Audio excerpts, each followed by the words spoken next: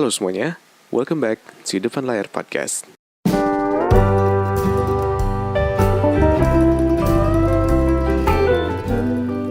Halo semuanya, balik lagi di Depan Layar Podcast. Apa kabar kalian semua hari ini? Thank you buat kalian semua yang udah dengerin podcast gue hari ini, yang udah dengerin podcast gue yang sebelumnya juga. Thank you buat kalian semua, dan gue doain semoga kalian semuanya baik-baik aja, kalian semua dikasih kesehatan. Dan kalau misalkan lo mau dengerin podcast gue yang sebelumnya, lo bisa dengerin podcast gue di YouTube, Spotify, Anchor, dan Apple Podcast. Dan thank you buat kalian semua yang nge-DM gue, nge-email gue, nge-komen di YouTube gue. Dan kalau misalkan lo mau donasi untuk nge-support podcast gue, lo bisa donasi lewat Saweria yang udah gue kasih linknya di YouTube deskripsi di bawah. Nah, kita balik lagi ke podcast Depan Layar hari ini. Jadi hari ini tuh kita mau ngomongin tentang produktivitas. Karena di zaman sekarang kan pandemi lagi, ya pokoknya udah 1 tahun aja, pandemi aja masih belum selesai, masih belum kelar gitu kan. Dan masih banyak pembatasan sosial yang dilakukan di sana. Dan masih banyak juga kayak work from home, terus apalagi tuh kayak kuliah dari rumah, kerja dari rumah, sekolah dari rumah. Dan mungkin katanya kalau nggak salah gue denger nanti bakal dibuka bulan Juni ya, kalau nggak salah Juni atau Juli, gue lupa. Tapi pokoknya gitu deh, sampai sekarang kan masih banyak yang harus di rumah kan. Nah gini, sekarang kan zaman pandemi ya, jadi semua orang bakal di rumah. Nah, dan dulu tuh kalau misalkan lu ingat awal-awalnya tuh orang-orang tuh bilang kalau misalkan di rumah doang tuh asik gitu. Karena zaman dulu kan kita kan sebelum ada pandemi kan kita kemana-mana harus pergi ya, kayak mau sekolah harus pergi, mau kerja harus pergi. Dan akhirnya kita tuh mikir kayak misalkan, wah kalau misalkan ada pandemi ini kita ngapa-ngapain dari rumah kayaknya asik ya, kayaknya bisa bebas ngapain aja, bisa kerja sambil tiduran, mau belajar atau kuliah sambil tiduran juga bisa, atau nggak sambil ngapain juga bisa gitu kan. Nah, tapi ujungnya itu orang-orang tuh jadi kurang motivasi kalau misalkan lu sadar kayak saking lamanya di rumah, yang awalnya cuma ngira kayak 3 minggu atau berapa bulan doang di rumah tuh, ujung-ujungnya kita cuman nggak cuman 4 minggu atau beberapa bulan doang, tapi justru sampai sekarang gitu, sampai hampir setahun lebih gitu kan, ya nggak? Nah, dari situ tuh justru orang tuh malah ngerasa kayak males, terus nggak termotivasi sama sekali, kayak ngerasa kayak aduh gue mau ngapain ya, kok bosen gini gitu. Jadi orang tuh akhirnya malah jadi kurang motivasi dan kurang inspired lah istilahnya, nggak ada inspirasi sama sekali, dan akhirnya jadi malas ngapa-ngapain gitu. Dan habis itu ada orang yang dia tuh justru malah jadi stres karena apa? Karena dia tuh ngelihat teman-temannya tuh kebanyakan tuh mungkin ada yang udah maju gitu ya. Ini jatuhnya kayak semacam insecure lagi sih, tapi karena ini tuh alasannya karena ada pandemi gitu ya. Jadi lu sadar gak sih kayak misalkan karena pandemi itu kan lu bosan ya, jadi lebih seringnya tuh kayak rebahan, dan habis itu lu cuman kayak baca-baca internet, buka sosial media dan segala macem. Dan itu tuh malah membuat lu tuh jadi semakin ngeliatin kerjaannya orang lain, dan ujungnya lu jadi insecure, ya gak sih? Dan kalau misalkan let's say gini deh, andai kan gak ada pandemi gitu ya, kalau misalkan gak ada pandemi kan lu jadinya sibuk, lu jadinya ngerjain segala macam, lu pergi ke sini ke sana, dan lu tuh jadi nggak punya waktu untuk kayak ngeliatin kerjaan orang gitu, dan lu jadi nggak punya waktu untuk insecure. Tapi karena ada pandemi seperti ini, lu jadinya makin stres, ya nggak sih? Kebanyakan orang kayak begitu gitu. Jadi ada yang juga yang bosen, ada yang juga yang kayak bingung mau ngapain gitu kan. Nah itu tuh jadi meningkatkan tingkat stresnya gitu. Nah jadi dari beberapa hal itu tuh jadi membuat sebuah salah persepsi lah istilahnya, kayak orang-orang tuh jadi salah persepsi mengenai produktif di rumah gitu. Jadi kan ada semacam sharing gitu kan. Wah, walaupun pandemi itu kita harus tetap produktif, meskipun di rumah doang kita harus punya sesuatu yang dibanggakan ketika nanti pandemi itu berakhir maksudnya gitu. Jadi kayak ada semacam sharing gitu, banyak orang yang bilang kalau misalkan di rumah itu harus produktif, tapi ternyata justru kebanyakan orang yang dia tuh nganggap produktif itu sebagai sesuatu yang harus ngeforsir lu untuk menemukan sesuatu yang tiap hari gitu ya. Ngerti gak sih? Dan si kesalahan persepsi itu justru yang bikin orang tuh makin stres. Orang justru tuh makin mikir kayak, wah gue kalau misalkan gak ngapa-ngapain kayaknya gue gak ada gunanya atau segala macam gitu. Nah ini yang pengen gue omongin buat kalian yang sebenarnya kalian tuh orangnya tuh mageran mungkin ya, kayak males ngapa-ngapain gitu. Tapi lu tuh pengen produktif di rumah gitu. Tapi mungkin lu orangnya mageran jadi kayak bingung gitu, sebenarnya gue harus ngapain ya gitu. Nah di sini gue pengen nge-sharing ke kalian bagaimana cara gue produktif di rumah tapi untuk orang yang mager gitu. Karena jujur aja gue juga orangnya kadang agak mager sih, kadang ya, meskipun gak selalu. Tapi gue bisa bilang ini riset gue selama beberapa tahun ke belakang, gimana caranya supaya di rumah doang tuh gue tetap bisa produktif gitu. Nah jadi judul hari ini adalah produktif di rumah buat kalian yang mager. Nah, sekarang kita masuk ke isinya. Jadi yang pertama, menurut gue yang namanya produktif itu nggak selalu harus besar, tapi langkah kecil juga bisa. Jadi maksudnya kayak lu kalau misalkan mikir ya, orang kan bilang produktif di rumah selama pandemi. Orang mungkin ngiranya kayak produktif itu dalam arti lu tuh harus bisa kaya di rumah gitu, atau enggak lu tuh harus bisa jadi orang yang tiba-tiba pas pandemi selesai itu tiba-tiba badan lu bagus jadi berotot gitu, atau jadi langsing misalkan, atau enggak orang-orang bilang kalau misalkan produktif di rumah itu harus bisa jadi orang yang pinter keluarnya. Sementara menurut gue nggak harus gitu juga sih.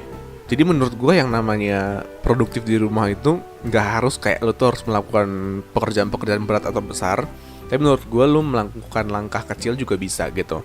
Nah, gue mau ngasih tahu atau gue nge-sharing ini tuh bukan karena gue pengen mengejar tren, tapi karena emang gue tuh udah di rumah doang, udah kerja dari rumah itu sebelum pandemi.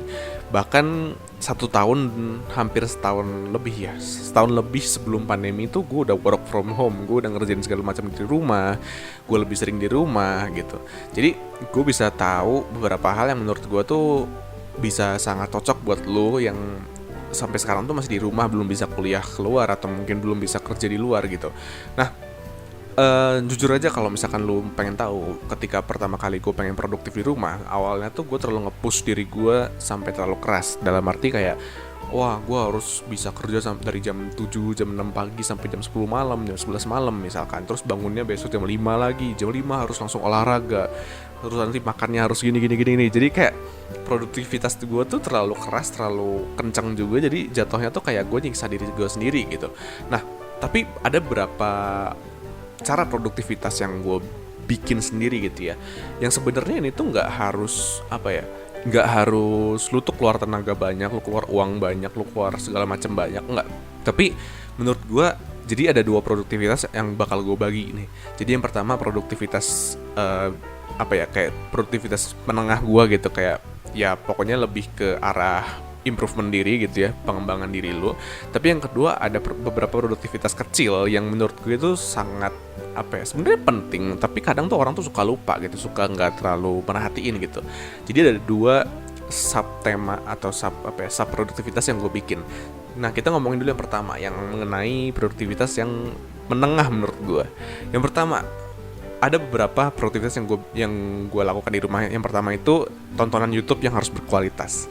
Gini, kalau misalkan lu tahu zaman sekarang, kalau misalkan kita lagi makan atau kita lagi ngapain, kita pengen bawaannya tuh pengen sambil nonton, pengen sambil ngelihat sesuatu, atau nonton TikTok atau nonton YouTube atau nonton ngebuka Instagram segala macem. Nah, yang gue lakukan kalau misalkan gue lagi makan atau kalau lagi apa, gue selalu ngeliatin YouTube yang emang ada isinya. Dalam arti itu tuh channel atau video yang dia tuh ngajarin sesuatu yang gue belum tahu gitu. Nah, mungkin lu pikir kayak berarti kita nggak boleh nonton sesuatu yang kita suka, enggak. Tapi maksud gue tuh kita harus bisa semacam ngeluangin waktu untuk YouTube yang emang ada isinya gitu, yang nggak cuman ngomongin tentang hiburan atau gosip atau tren. Itu nggak apa-apa, tapi jangan terlalu banyak.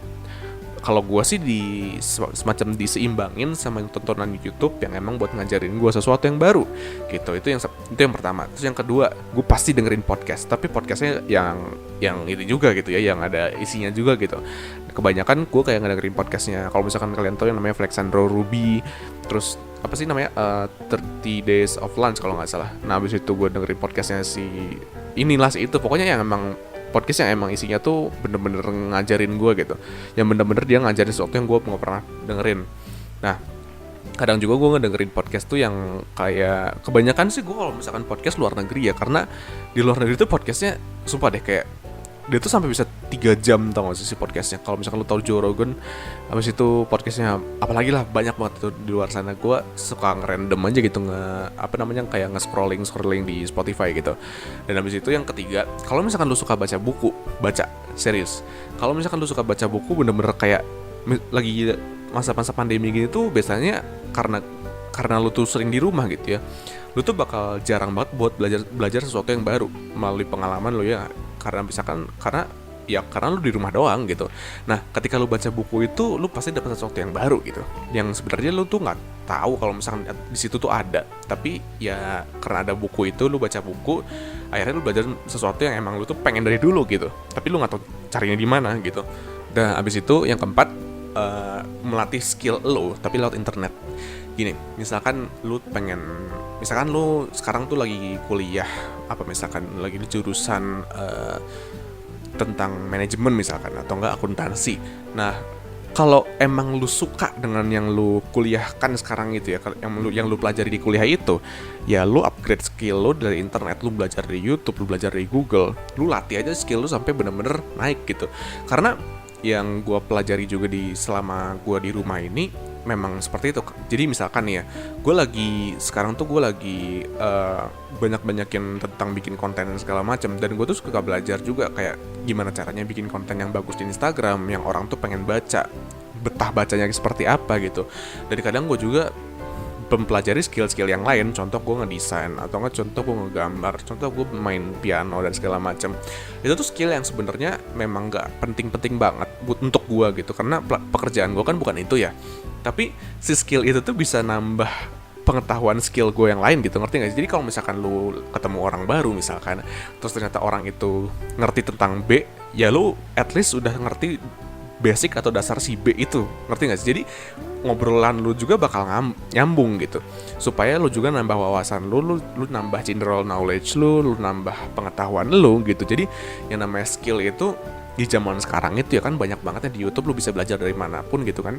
Jadi yang namanya skill itu pasti bisa ngebantu lu di masa depan, meskipun lu cuma belajar basicnya doang, tapi itu bisa ngebantu banget gitu. Habis itu yang keempat tadi. Sekarang yang kelima, gue bakal memaksa gue untuk belajar sesuatu yang baru, tapi jangan over. Dalam arti gini, misalkan contoh nih ya, gue orangnya paling gak suka hitungan, gue paling gak suka bukan gak suka ya, tapi lebih gak ngerti tentang sains, agak susah otak gue tuh, logika gue tuh agak susah nangkep gitu ya.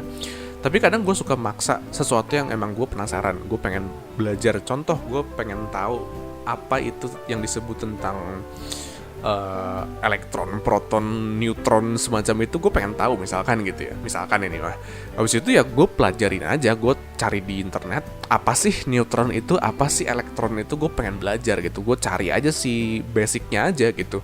Nah, dari situ tuh menurut gue ya, ketika lu sudah mempelajari sesuatu yang baru, tapi jangan over juga gitu, jangan dipaksa juga. Lu pelajari sesuatu yang baru, gue yakin sampai nanti lu besar, maksudnya sampai nanti lu tua beberapa tahun lagi gitu ya, itu infonya itu tuh bakal tetap ada, stay di kepala lu gitu, dia nggak bakal hilang kemana-mana. Jadi lu paksa belajar untuk sesuatu yang baru, tapi jangan sampai berlebihan juga. Dipaksa tapi jangan berlebihan gitu. Nah, itu yang kelima ya tadi, kalau nggak salah ya 5. Terus yang keenam, gue pengen lu kalau misalkan lu pengen produktif gitu ya, coba nonton film tapi yang sesuai dengan apa yang lu suka gitu. Dalam arti yang cocok sama passion lu. Contoh, misalkan lu orangnya passion lu tuh pengen membantu orang misalkan, ya lu cari tentang film-film tentang charity gitu. Atau enggak lu orangnya suka tentang teknologi, misalkan lu nonton film kayak misalkan sejarahnya si Steve Jobs, atau enggak sejarahnya si siapa tuh namanya, Stephen Hawking misalkan, atau siapalah gitu. Lu belajar kayak gitu yang tentang sains. Nah, jadi intinya kayak ketika lu nonton film kan berarti kan lu nonton gak cuman si dramanya doang, tapi kan lu bakal mempelajari tentang sesuatu. Kebanyakan kalau misalkan di Netflix banyak sih kayak gitu. Tapi gue nggak pernah langganan Netflix sih. Cuman maksudnya gue tahu dari Netflix, oh ada film tentang ini, gue cari bajakannya. Gue carinya di internet biasanya kan banyak gitu kan. Tapi serius deh, ketika lu nonton film, lu pasti bakal ke motivasi. Serius. Karena di film itu kan bisa dilebih-lebihkan, ya nggak sih?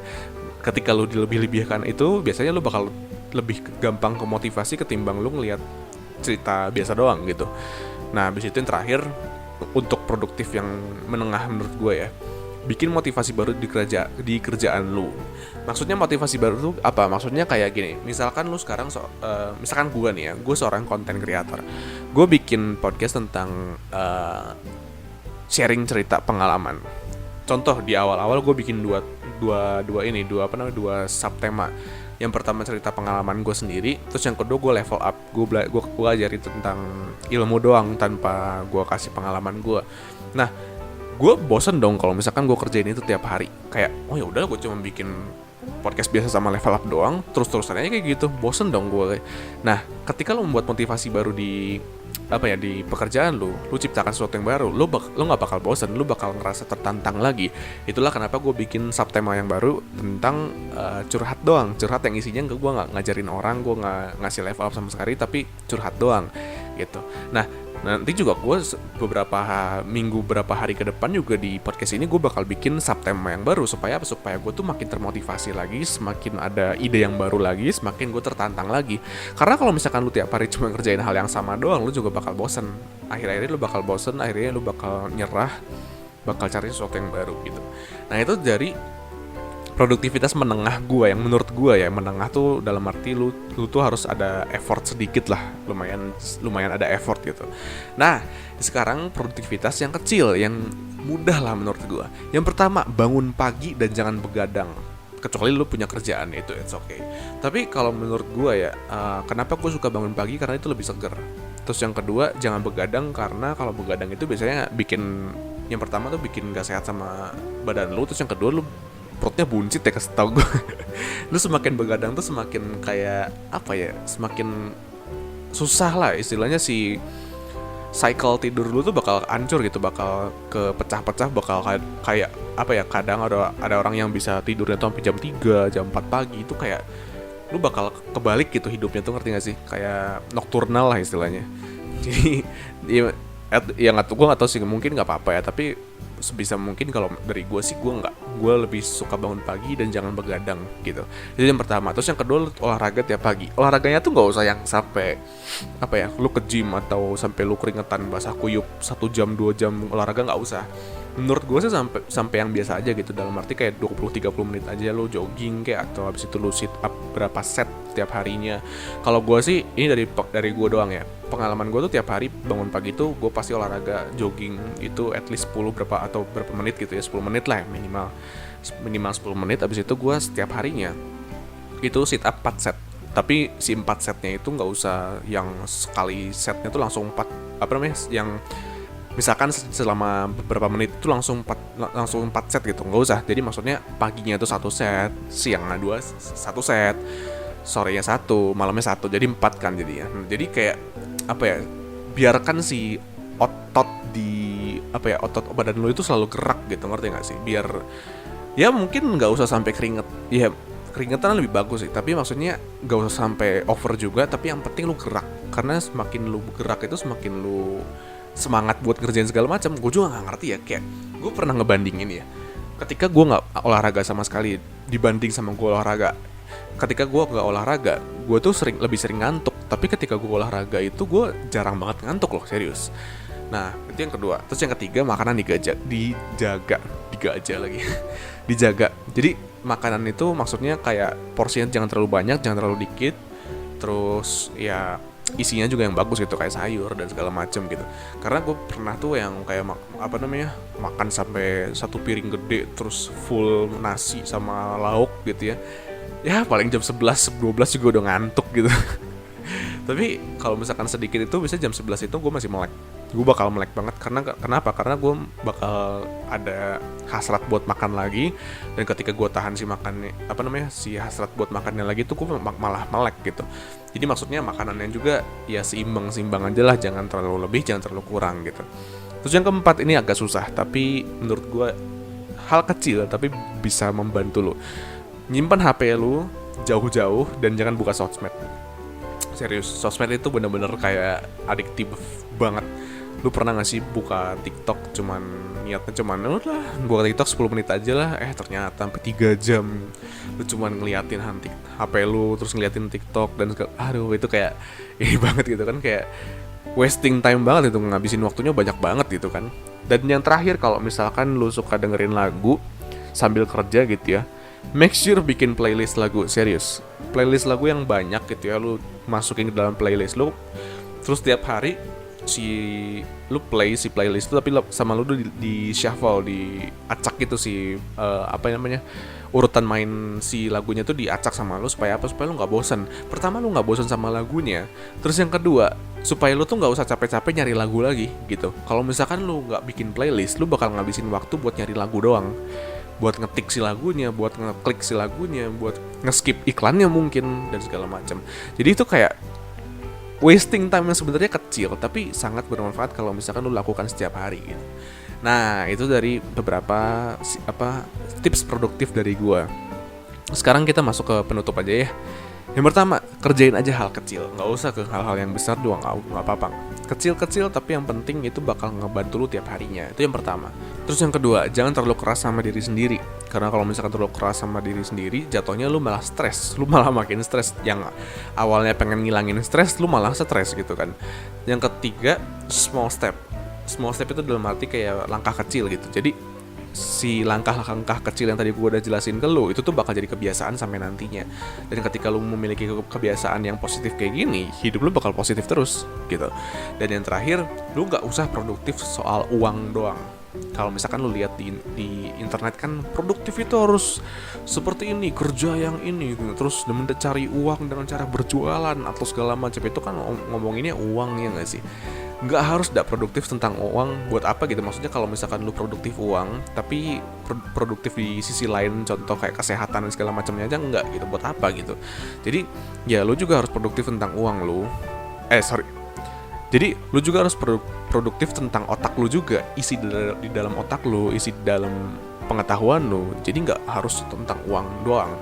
Karena yakin deh sama gue, ketika lu selesai pandemi gitu ya nanti gitu ya, keluar ada orang yang dia tuh mungkin duitnya banyak, tapi ada juga kan yang susah nyari duit kan. Nah, lu mungkin susah nyari duit dari rumah, tapi at least lu belajar dari rumah gitu. Jadi keluar ketika pandemi udah beres, ketika lu keluar lagi ke society, ke masyarakat, lu udah ada isinya gitu sih, otak lu udah pinter lah istilahnya gitu. Udah ada isinya gitu. Jadi gitu aja untuk podcast hari ini. Produktif di rumah buat kalian yang mager. Semoga ini bisa ngebantu kalian buat lebih produktif lagi di rumah, meskipun tanpa banyak effort atau usaha yang besar gitu. Tapi yang penting lu tetap produktif di rumah gitu. Jadi gini aja buat podcast hari ini. Thank you buat kalian semua yang udah dengerin podcast gue hari ini. Sampai jumpa lagi di podcast depan layar selanjutnya. Gue Joshua dan goodbye.